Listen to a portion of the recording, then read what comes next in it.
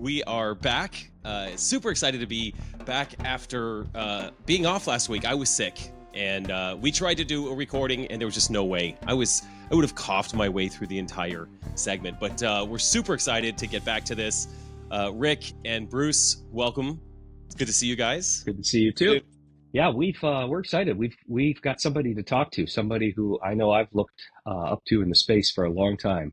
Our guest tonight, Bruce Thomas, a familiar name and a familiar face in our space. He's qualified and competed at the games 4 times. If the website's right, I'm counting 8 times through the old famous AGOQ/new quarterfinal path, and tacked on a successful run through semifinals this past year. As I said, I've seen your name on leaderboards for years. Always been motivated with the way you conduct yourself, and especially from how you present yourself outward facing. It's very motivational, and I appreciate that. I've liked that. The only thing, and I told you this earlier, the only thing I can't agree with you is your love of Alabama football and Dallas Cowboys. So we have an impasse between the Browns and the Buckeyes. But other than that, welcome. Glad you could join us today. This episode is powered by Thirdzy, your go-to for game-changing sleep recovery. Imagine hitting your workouts harder and waking up feeling unstoppable. That's what Thirdzy's PM Recovery Collagen does for me. It's like pre-workout, but for your sleep, fueling your body's active recovery processes without any melatonin or sedatives. Just 1 scoop before bed supports deeper, more restorative sleep so you can crush your fitness goals. Ready to experience the best rest and recovery? Visit Thirdzy.com and transform your nights into recovery power hours. Thirdzy, because sleep is the ultimate recovery tool. That's THIRDZY.com. Save 20% with code JasonZZZ. Let's get into the show. Thanks for having me. Appreciate it. Hey, man, that's what makes the world go round. If we all like the same teams, it wouldn't be any fun. Exactly. Now, I think Jason's becoming a Bama fan as well now that he's down there. So Birmingham, baby, roll Tide. I have no choice, I got to pick a team down here. I got to go with Auburn, or I got to go with Alabama. So, we live slightly closer to Tuscaloosa. Like, we literally see the traffic on Saturdays as everyone drives out to Tuscaloosa. So we just chose to be fans, and we're still learning. Like, I think in our first year here, or a year ago, was when we first arrived in Birmingham, and people would say "Roll Tide," and we don't know the official response to that. Is it do you say "and to you," "unto you," sort of like at church or something? Like, you just fire "Roll Tide" right back. It's right. You can't go wrong. Yeah, that's it, buddy. Have you seen that new commercial where I forget what the product's for? They've been running it during the games. It's when you don't know what to say, and the Bama players are getting off the bus, and he keeps going. He's just something crazy. It's not even right. Uptide, or something like that. And somebody whispers to him, "No, it's Roll Tide." Roll Tide. Roll Tide. That's good. I'll take that. Yeah. Well, bring us back to I guess maybe where you're from originally, or how you got started. Maybe what your path has been leading up to this. Born in Anniston, Alabama, and my grandmother beat it in me, so I had no choice. All I knew was Alabama football, and moved to Dallas, Fort Worth area, the 5th grade. Grew up, saw the star on the helmet, became mesmerized, and was a Cowboys fan my whole life there. But I think me and Jason, since I've known him, we kind of had some of the similar things. Like, I'm an ex-military guy, and I went through the Navy SEALs and graduated Bud's Class 237, but that got stripped from me. I ended up having to get out of the military because I had alcohol-related incidents, right? Mm-hmm. And it was kind of a rough time in my life, and I was kind of depressed about that because I made some bad choices with partying and alcohol. And when I got out of the military, I was looking for something, and quite honestly, I found CrossFit. That was, goodness gracious, like 2009, 2010. But Mm-hmm. there was a span between, because I got out in 2002, right? So that Oh. time frame, I was kind of lost and, still drinking and do a lot of things. And when I found CrossFit, it changed my life. And I was still kind of drinking a little bit, but I ended up hanging that up around 2014. I got Mm-hmm. very serious, and I'd seen Jason, I'd seen his stories, so I knew he had bouts with alcohol and things like that, and man, I just got to be honest that CrossFit saved my life, and I got serious about it, and put that alcohol and stuff behind me.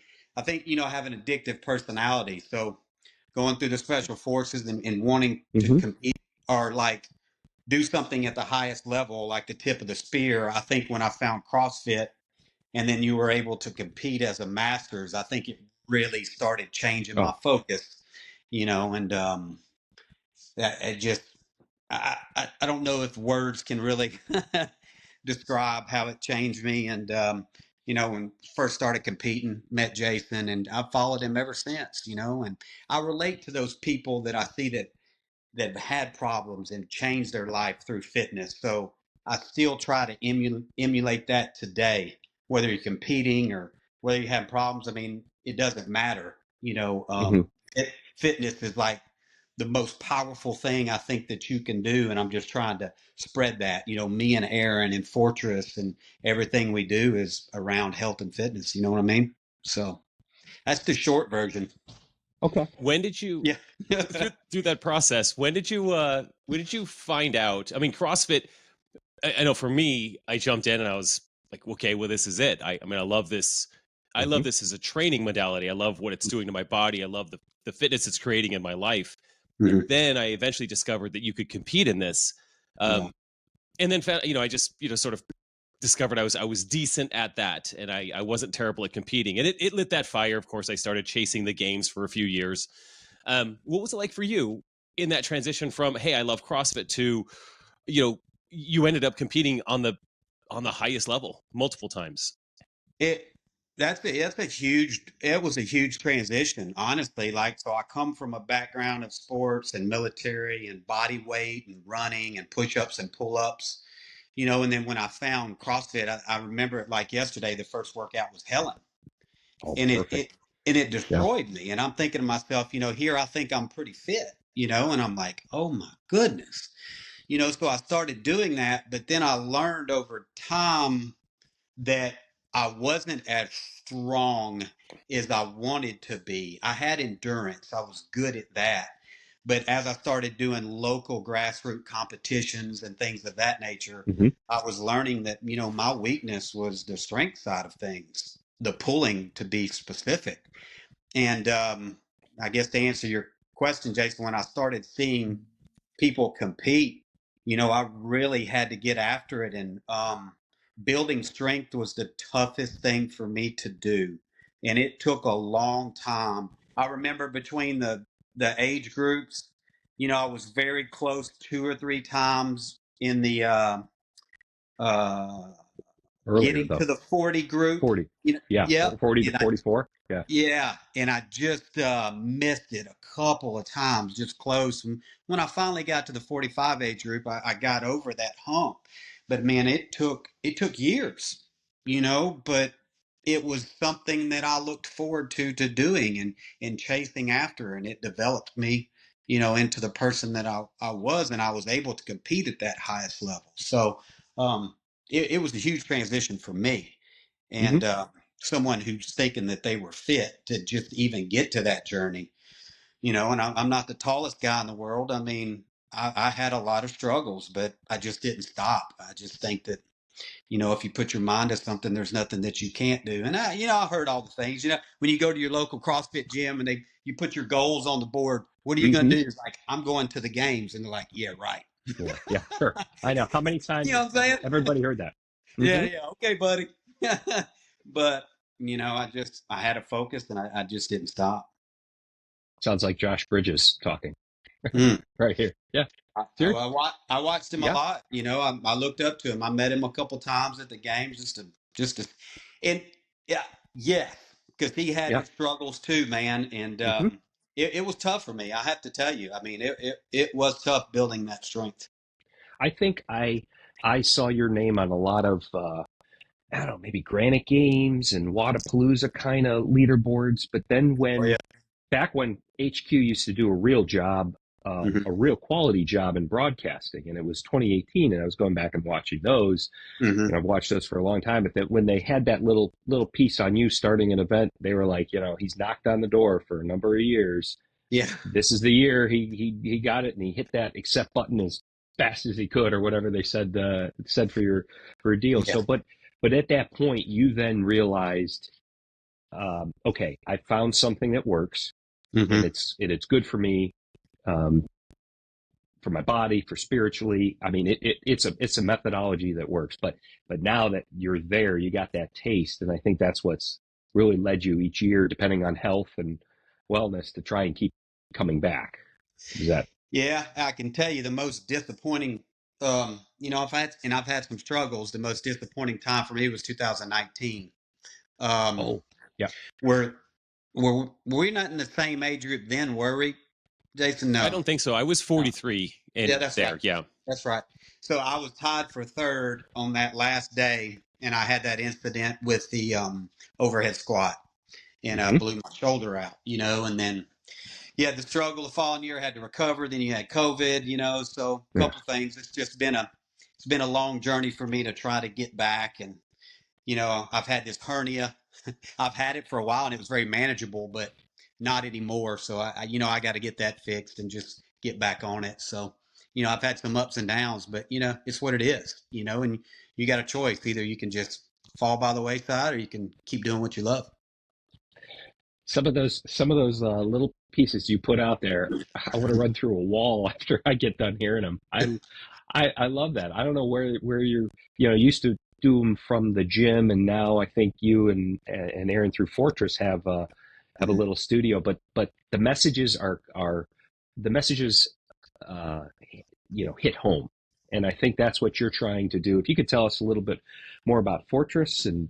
and that endeavor, because you Yeah. haven't had that business for very long, if I'm correct, right? We've had it for a little while, about 4 years, but we were quiet about it, right? Because we opened up Bingo. during the COVID time frame, and it was a passion. Erin was a retired teacher, almost 20 years, and she had the passion of doing it, and I did too. And we were in a situation. I've been in the retail business for 2 decades, so we decided to dive into it because for me, listen, let's be honest. Nobody's getting rich off a CrossFit gym, okay?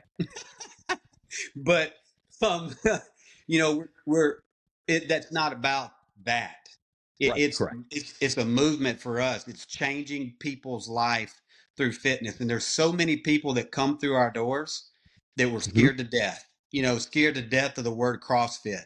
But when they come through those doors and they start Hmm. training with us, they come to us and tell us it's the best thing they've ever done. So, you know, forget the name, forget the CrossFit. It's people, it's community, it's changing people's life, it's health and wellness. So if I can do that in my life and things that I do and people watch and they want to be better, buddy, that's all that matters in life.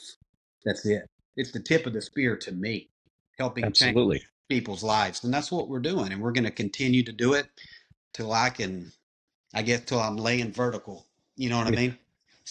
6 feet Yeah. under. Or Makes I'm sense. sorry, horizontal. How's Yeah. our? Yeah. No, I do what you Yeah. mean. Yeah. Right. Yeah. You're doing this. We do that. Yeah. We're already vertical. You know what I mean? So, yeah. Some days it's hard to get vertical. It's just be easier to stay horizontal. Isn't that a truth?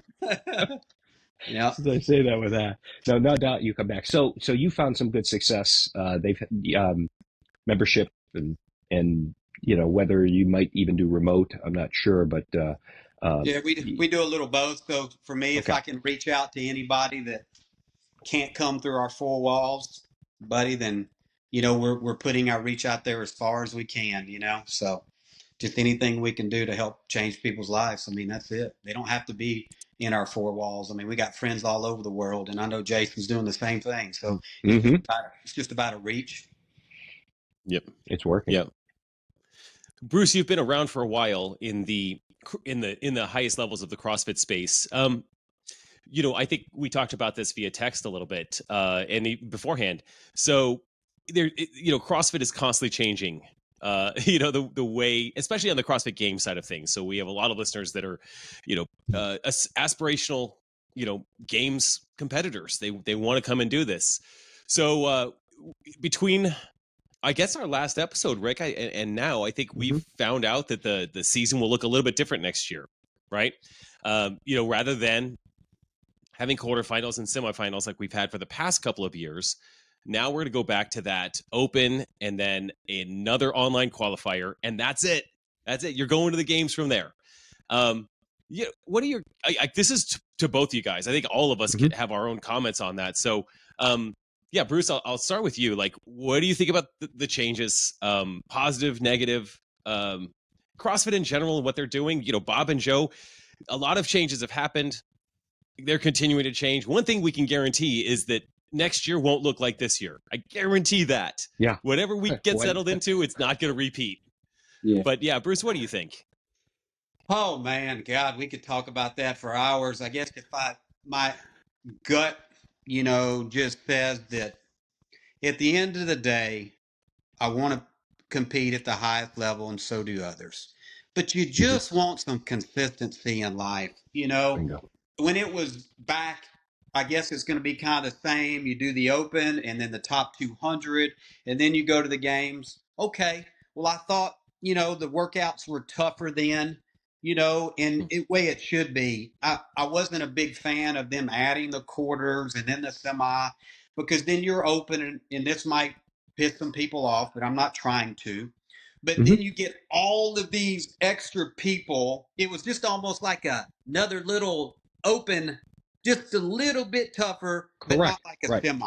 You know what I mean? Correct. So for me, it was like a money grab, and I don't know why they changed it in the first place. Maybe they did the money. I don't know. I'm not deep enough into that to really even care. But man, I just want some consistency for people and some respect for the masters, because I mean, what are we, 50, 60% of what's going on out there? Sure. Absolutely.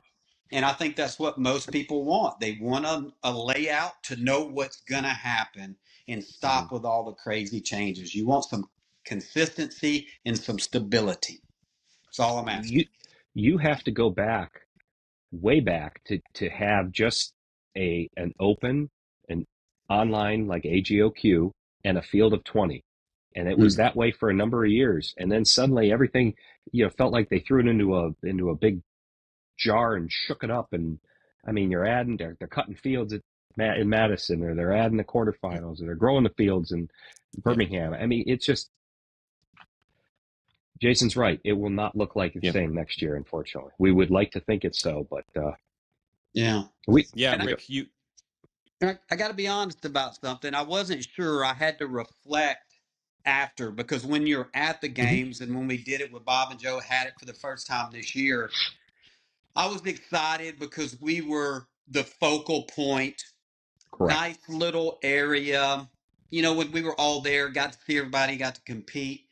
But after I kind of reflected and talked to my wife and talked to my children and the people that went, I missed being with the elites. I missed with everybody being together, the big, huge community, all the people that were pouring in. And when the masters were not going, we got to see them, the adaptives, all this stuff. It just, man, it's just, I didn't like it. You know what I mean? And so, but that's just a personal opinion. Who knows what direction it's going to go? But that's just kind of what hit me after the fact. And I like the community aspect of it from the bottom to the top. Right. Yeah. I mean, we've gone through so many, Jason and I have talked so much over the last few months, the positives and negatives, maybe the crowds were better, and certainly all focused on the age group athletes, the masters athletes in Birmingham.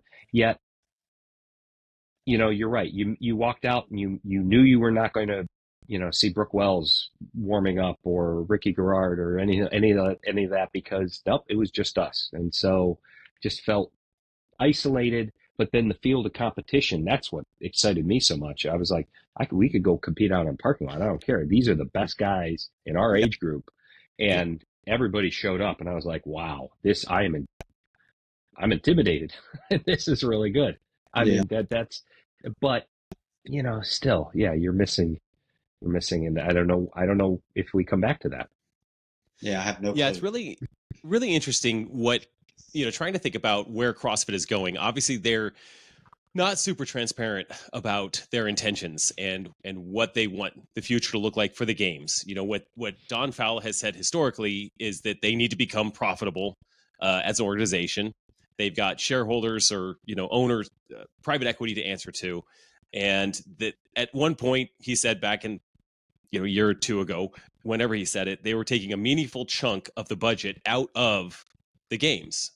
And then I think they started to carve off the masters and the teens and the adaptive, and with that, I wish they would have just carved off the entire CrossFit Games, and let another company run that. Make it profitable, whatever they need to do to squeeze some cash out of it. But I don't think CrossFit as an organization is the right owner for the CrossFit Games. There's the purpose is so divergent. It's so different. And Bruce, I used to own a CrossFit gym as well, and I would feel that in the gym. I'm a competitor. And I'm, training to be a competitive CrossFit Games athlete. And that's very different than the moms and dads that walked into the gym to come in and get have the best hour of their day. And that's what CrossFit is. CrossFit is creating that experience for your members, right? And they're healthier, they're living longer, they're living more fulfilled lives, they're quitting alcohol. So many things are happening because of this fitness movement. And the CrossFit Games are a celebration of that, but it's such a different, training environment. Altogether, everything is so unique. It'd be really interesting if that could spin off and be purchased, or if an organization could end up purchasing CrossFit, they could manage both well, almost manage them both as separate entities in a sense, right? Different P&Ls. In my mind, you think like, I guess I'm going to go back to the fact that I didn't love, in the same way, Bruce, I didn't really enjoy having 3 qualifiers to try to get to the CrossFit Games. Yeah. It was exciting, and qualifiers are always exciting, but it was so much effort. It was like in your training, you do the open, and you're training through the open, then you do quarterfinals, you kind of train, then you deload, you do quarterfinals, then you train, then you deload, you do semifinals. You're just ready to be done qualifying. So you can just move on with your life, right? Yeah. And start training for the games. Right. And so, I don't mind that they cut that out, but that was a huge, at least for this last year, that was a huge revenue source for the Masters CrossFit Games. And now that they removed that top 25% of athletes, $50 per person, I have no idea where they're going to squeeze a budget for Masters, teenagers, adaptive, even a budget for the indies, which obviously they're making cuts there too. Here's what we do know. I guess I'm talking about all of this. So it's okay. It's going back to the AGOQ style, one qualifier post open. Okay, I just don't know where they're going to get the money to do all of this stuff. But we have got a confirmation from the team at Legends that there will still be a similar amount of athletes that went to the games last year, 40 in each division. And then, of course, 30 and 20 as you get 20, as older divisions. That will remain the same moving forward for the Masters, which is interesting. I don't know how they're going to pull this off, because I don't know where they're going to get money for all of this. Like, I know what I paid as a sponsor, Boulder Athlete, to Legends, to be a part of the Masters games last year. And they can't rent stadiums based on that, So it'll be curious to see how all that goes. But I'm talking out loud for a long time here, so I'm going to push my pause button. But I will conclude saying that the chaos is exhausting. I still love the sport. I'm still going to compete in the sport. I want to do this as long as my body will allow me to do it.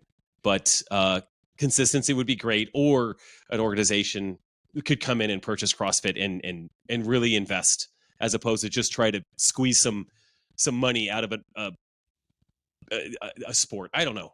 Okay, Rick, your turn. Fire away. Private equity's playbook, right? That's what it sounds like to them. Bruce, let me ask you, away from Birmingham, away from this past year, if you go back to 2018, you're talking about how you had worked for that moment. You hit accept. Walk us through maybe a little bit of that summer leading up to it, like some of your highlights. And then when you got to Madison that first time, what do you pull from an experience like, okay, I'm on the floor, or was there, a highlight of a workout or something like your pinch yourself moment kind of thing, like, okay, the hard work is paid off. I'm here. That's emotional. Okay. You ask, what people don't understand is like the sacrifices that, because I work, I run dealerships. Like I've been doing this for years. So up at 4 a.m, in my garage, just brutal workouts, just me, nobody there. And then sometimes when you come home in the afternoon, hitting some endurance, it's like, what do you do in the shadows when nobody's looking? Like I'm training, Right. and it's so funny because people at work or whatever, you're like, oh, you work out, it's like they just don't know. And what Jason said, like the separation of the mom, the pop, the kids, the people that just work out to be healthy. It is the separation. Like competing for the games, it's not even close. So, doing those things and making sacrifices. And there were times that I wasn't with my family when they were doing things, but listen, my wife and kids, you want to talk about a support system. Just like no other, and when you finally it was kind of surreal when you just make it, you're like, God, it's emotional. I cried. I'm just going to tell you. I just like, Tears of joy. my wife hugs me, you get to have your kids there watching you. It's like being in that arena. There's nothing like it. Like I just thrive off of that competition. And it's hard to even say until you get on that floor, if that's what your aspirations are. Correct. To do it. It's like, it's just unreal. Like, and people think because you're 35, you're 40, you're 45, you're 50, that life is dead. Shoot, man. No way. I'm just getting fired up. There's no telling what else we're going to do, So, it's a high. It's a high. You're chasing those endorphins are like unreal. It's just it's hard to explain, but it takes a lot of hard work and dedication to get there, as you guys know. And I want to keep competing and doing whatever I can. I want to do some other things. I saw Jason did some Hyrox, I want to get out there and get outside my comfort zone and push myself. So I hope that answers. You want some feedback? You want some feedback on Hyrox? I'll tell you if you'd like it. Running. It's a lot of running. Buckle up. Great. It was funny because I kind of went into it with this idea, like I just want to see how my fitness carries me through this. Yeah, correct. It's good enough. Right. Yeah. Man, it hurt. It hurt bad. Okay. I underestimated it dramatically. Underestimated it. I underestimated how thirsty I would be. I underestimated how much running. It's a lot of running. But you get to that last set of wall balls. Bruce, do you remember the workout at the games this year that started with 75 wall balls and ended with 75 wall balls? Yes, sir. I don't know about you, but were you down to like sets of 5 at the end? Rick, you as well. Sets of 5, sets of 3. You're just dying at the end. Yeah, that wall ball target was not 10 feet. I don't care what you say, you're lying. I was having to throw, jump, man. What's up? It's terrible. So, on the squishy pad, our feet weren't very stable. That stunk. Yeah. It's like that, guys. That's what you finish Hyrox with, 100 wall balls. I threw that first set of 20, and I was like, this isn't so bad. And then I threw 10, and then I threw 10, and I'm at 40, and I'm now I know I've made huge mistakes, and I'm down to sets of 5. And I'm like, I'm just going to chip away sets of 5 like a machine. And I just fall apart. 6 minutes of wall balls. 6 minutes to get through 100 wall balls. Right, yeah, 100. Right. Yeah. And I'll just tell you, it's they're doing it right. You walk into there, you feel the energy, you feel the excitement, you feel community, you feel there's 66,500, I think, athletes that went through Dallas, something like that. And every finisher felt like $1 million. Yeah. Every person that goes up that ramp to the finish, it feels great. You feel like it's amazing. And you're among hundreds of other athletes that are all at the same time. They're running this thing from like 7 a.m., until 8 or 9 p.m., a new heat starting every 10 or 20 minutes. It's absolute mayhem, but you got to do it. I highly recommend it. It was super fun, super challenging. You're going to go eat all the pizza afterwards as if you just finished the CrossFit Games or a triathlon at that. You're just going to go and refuel and drink every liquid that anyone will give you. In fact, Bruce, I'll tell you this. So as I know you don't drink, and neither do I. So I will partake. I'll partake in a non-alcoholic beer from time to time, like an athletic brew. Like I really enjoy those. So I finished the Hyrox. I crossed the finish line. And the only thing that got me through the wall balls was how thirsty I was. I was dying to just get a drink of water.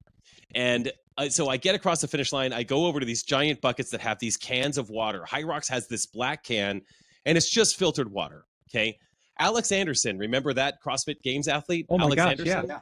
Yeah. He's there. And he's like, Jason, we saw each other beforehand. We're in the same heat. And he hands me a can. And so now I have 2 cans. And I'm like, well, this is just, I'll open the can he handed me that, just that's nice. And I just chug. And I'm like, this is carbonated. Chug. Oh. And I get 3/4 of the way through and I'm like, oh, that's beer. Oh my God. And they had non-alcoholic beer as a vendor there, but he handed me a beer and I didn't realize it. It took me 3/4 of a can to realize it was carbonated, and until I stopped drinking, I didn't realize it was beer. And it was the last thing I wanted in the moment. So I opened the can of water and I chugged that to get that beer down. And then at that point, about a half hour later, I actually wanted a non-alcohol. I wanted every carbohydrate that I could get from anything. It doesn't matter. But highly recommended, Bruce. But if you're going to do it, and to any listeners, and Dave Hardy would be here if he was on. I saw him out there. He was in the same heat. He's a guest of the show. He was in the same heat as my son Keegan, which was very cool. He and I sent texts back and forth afterwards. And he's like, yeah, probably should train some running. You got to really train running. Okay. It's a running race. And CrossFitters, you're not going to have any problems with walking lunges, burpee broad jumps. Farmer carry is super fun. The wall balls are awful. There's nothing there that's going to cause you to stumble. If you train. You just got to run a lot. Yeah, we're going to do the doubles. For me and Aaron, do the doubles first. Yep. When are you guys doing it? When's the plan? So we had to move it because of my surgery. So I believe Atlanta, and I want to say, is it April? It is. It is April. It's after. That will be 3 weeks after semifinals. So you'll be clear of semifinals. My son and I are going to do partners there too. So we'll see you there. Yeah, that's perfect. Hey, I want to say too, but something you said, Jason, I want to key on. You were talking about how electric, and you had asked a question, Rick, about 2018. Mm-hmm. But those are the things I reflect back on, being on that field out there and how CrossFit was and the electric being together. That's what I was trying to say when you were asking the question, how I kind of felt. And I hope that it gets back to that. But it took me back to that moment when Jason was saying that. Yeah. And that's, have you, well, I was going to ask you, you said, Hyrox could be on your calendar, your bucket list to check. Have you tried, given your background, I'm comfortable in the water, and have you tried like those triathlons or any distance, or you've done those before? We used to do those when I was training over in Diego Garcia when I was in the Navy, and we used to do them with the British, the triathlons a lot. And then of course here we've done some Tough Mudder. Tough Mudder. Yeah. I think we're going to try to do the Spartan in Nashville with some people from the gym. So, hey, step outside of the comfort zone a little bit. Yeah, right. Absolutely. Jason, sorry, didn't mean to cut you off. Oh, I was just gonna say I was going back. I was remembering from 2018, Bruce, that the magic of being there for the first time. That was my first year as well. And the first event, if you remember, that we did was the obstacle course. Oh, Yeah. That's what they give you. You arrive at the games. Yeah. The first event is one that requires crazy levels of precision and balance. And I was so nervous. I was jittery in my skin. You know, I was. Bruce, that was a had good to one be to a start home with. run for you. It was like Bud's training, field training, baby. I was was like, going to say, call that a slide for life, man. Come on, bro. Yeah, no, it was fun. It was like a tiny little course. Yeah, you were ready for it, in other words. Okay. All Yeah. right. So you did. But I liked it. It was different it was just tough back then, you know, and everything evolves and changes. And I wanted to say that, you know, Bob and Joe, they did a great job for what they had, you know, and love them guys. And I know they're doing the best they can. So I don't want them to think that by any means that not very appreciative because, you know. No, look, CrossFit was going to separate it one way or the other. And we're just glad that the two of them stepped up. Absolutely. Because we don't know what we would have. Yeah. Oh, yeah. Here you go. Yeah. You know, we don't know what the end product would have been for teenagers. Adaptives seem to have made that transition pretty well. A couple of folks that I've talked to, just because they kind of had that infrastructure in place. But the teenagers, you know, thank goodness those guys stepped up, and Bob and Joe as well, because it could have just faded away if nobody wanted to absolutely put their neck out. So that's what we're hoping for, is onward and upward. Yes, sir. But we're going to need some more Boulder Athlete sponsorships, right? Yeah. We'll do it. So, Bruce, what does the future look like for you? Obviously, you've got surgery. You'll recover. No big deal. Yeah. You've got a Hyrox coming up because it's fun. I mean, it's super fun to do that as partners. It's what we should have done. Keegan and I, like, we were there. Like, why didn't we do partner? What are we thinking? But now we know. So we can do partners. And then after I'm 50, I'm going to do an individual and try to make world championships, all that stuff. What does your next 5 years look like? That's tough. Like, I'm coming to the point to where, listen, I'm always gonna push the envelope, and you know, there's no telling. I got some things that we're working on at the gym and some events and things that we want to do. I want to get healthy. You know, I've been fighting this hernian thing for a long time, and it got really bad. So I'm gonna take that and do that correctly, and get back into training, but train for that Hyrox with Erin. You know, she just went into the next age group, the 45 to 49. So it's really heavy on my heart to try to coach and mentor her to get there, because she wants it really bad. So I want to be able to give that to her, you know, and help her do that. She's training very hard. I don't know that it's much about me this year. My health is important. And Absolutely. I want to get that on track, and I'm gonna do some things outside of CrossFit. CrossFit's always my love. Like, that's the base of what I do, and I will always do. So I don't know what this year is going to look like, because it just depends on how I recover, and when that open hits, I just don't know that I'm going to be prepared and ready. But we will see. And you know, I'm not done by any means. So. But I'm being very smart about what I do and just kind of take it one day at a time. You just aged up this year. You're going to be 56 next year. Is that correct? No, not yet. I'll be in June. I'll be 52. Oh, where am I thinking? When you said 56, it was like, I wasn't joking. I'm just literally, I'm going back like 2 years when you turned 50. Yeah. It's just crazy, you know. It's hard to keep track of this stuff. I think I'm like, so when will you be in the 50? 2 more years? 2026. Yeah. And that's when I'm usually in the back end, is when you come in, right? Gotcha. Yeah. And I'm a year older, I think, than you. Yeah. I'm going to be 53 this year. Yeah. Coming in. Okay. All right. So we're all kind of, I know. I knew your name was coming up. I'm like, okay, here comes another. Here comes another one. Son of a gun. God dang, Jason aged me that much already. Jeez. I know. He said 56. I'm like, God, no, I don't think he's out of age. No. I got my wires crossed. That's okay. All right. That was subtle.